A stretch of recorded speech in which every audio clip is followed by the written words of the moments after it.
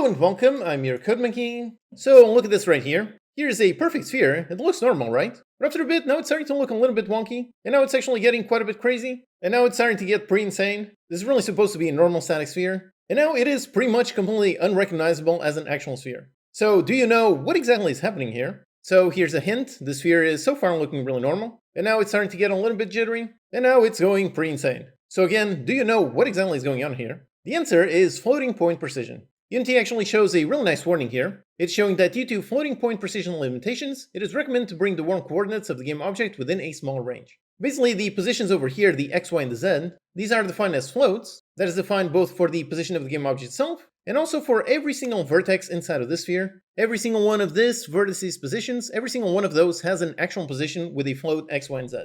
Then here in this demo, what I have is simply this sphere moving extremely fast, and the issues start to happen when that position becomes a super large number. Now, in case you don't know how exactly do floats work, basically floats or floating point numbers, you have some numbers on the left side, then you have a decimal point, and then some numbers on the right side. However, a float has a fixed amount in memory, so there's basically a fixed amount of digits that we can have, and we have that fixed amount regardless of where exactly the decimal point is. In C#, floats are stored using 4 bytes, meaning they can store the values between this and this, so minus 10 to the power of minus 45 and 10 to the power of 38. By the way, if you want to learn more about data types and their limits, if so then check out the data types lecture on my free C# course. In that course I cover everything related to C#, everything starting from the absolute basics for beginners, then some really interesting concepts for intermediates, and finally some very advanced concepts. It's a very complete course, and a premium version that one includes a companion project with lots of frequently asked questions, quizzes, and most importantly some interactive exercise. These require you to write code in order to actually complete. They require you to put what you learned in that lecture and put it into a practice. This way you can actually learn by doing. So if you want to learn all about C#, regardless of what exactly is your current skill level, beginner, intermediate, or advanced, if so then check out my free 12-hour course. Check it out with the link in the description. So floats can store pretty massive values or pretty tiny values, but it's not unlimited. They have a limited precision because again, they have a limited number of bytes. So that precision is basically going to depend on where exactly do you place this decimal point. If we have a small number, like let's say 12, if so, then we can put the decimal point and we have tons of space for tons of decimal numbers.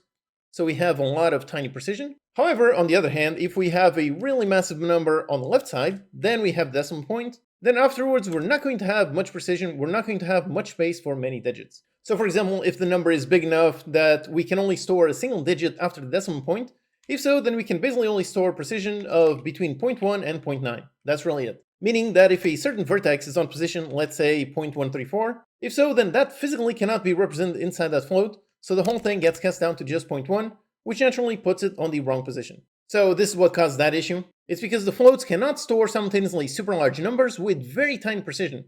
So the sphere here is relatively small, and the vertices, all of those points, all of those vertices, all of them need at least a handful of decimal values in order to have enough precision to basically position them perfectly where they should be. The difference between each vertex, something like 0.01 and so on. So if we have massive numbers, then we can't really store that, which means that sometimes it rounds the number up, sometimes rounds it down.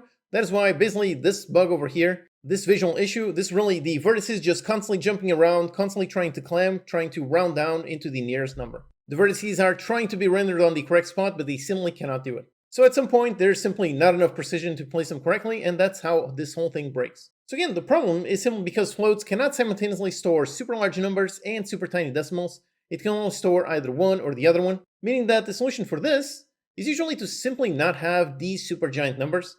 Except of course, now comes the question. How exactly do you avoid that problem if you're making a game that is something like super huge? What if I'm making a giant open world game or a giant space game? If I'm trying to build a game like that, then surely I need to use some super huge numbers, right? And the answer is nope, you actually don't. One very common solution to this problem is called floating origin point. And the hint that Unity gives over here is exactly that. It is telling us it is recommended to bring the world coordinates of the game object within a smaller range. So one solution is as your objects are moving to giant positions, you basically just reposition all of them closer to the origin, and that will avoid having super huge numbers. For example, the tool that I used when I made my open world game, that tool is called Gaia, which is a tool for making some giant worlds, and it does have that feature by default. So essentially what it does is checks if the player is too far from the origin, so too far from the 000 position in the world. If so, then before it starts causing any problems, it simply just teleports the entire world back into the origin. So for example, if we have the player in some position at 1000 and next to it is a box on 1010 if so, then we're going to teleport the entire world while keeping all the relative positions exactly the same. So in this case, the player would be teleported back into 000, and the box would be teleported back into 1000. meaning they keep the exact same distance between them, so the exact same relative distance, but now they're much closer to the origin point, which avoids all those issues. You can basically constantly keep doing this as the player moves further and further away. That way the player can simply keep moving in a single direction, and there's really no invisible walls to stop them. They can keep going technically forever, but this problem never actually happens because, basically unbeknownst to the player, they are never really going too far away from the origin. There are invisible teleports happening all the time. The player cannot see those, but they do help solve this problem. Pretty much every super large scale game that you've ever played, pretty much all of them have used something like this in the background. This is something that is pretty essential to do, although actually one common alternative to this is to simply use larger values. So instead of storing 4 bytes on a float, we could make all those positions be double, so essentially having 8 bytes, which gives it a much wider range of possibilities. If doing this and handling those super giant worlds, that becomes much easier because that problem becomes only a problem when it goes way too far off. I believe Unreal actually uses this. I believe they use doubles for some positions specifically to avoid these problems, specifically to be able to support having massive open worlds. But in Unity, the positions are floats, so if you make an open world game and you go way too far, make sure you teleport things back so you don't see this nasty issue. So if you want to make super large scale games with both huge objects and tiny objects, if so, then keep this problem in mind. Floats cannot store simultaneously super large and super tiny numbers.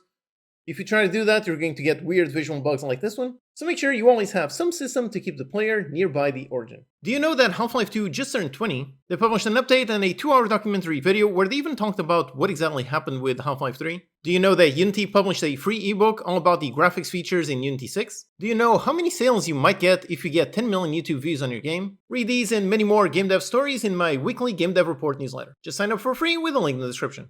Like I said, if you want to learn more about data types, if so, then check out the data types lecture in my free C# course. Alright, so thanks for watching, and I'll see you next time.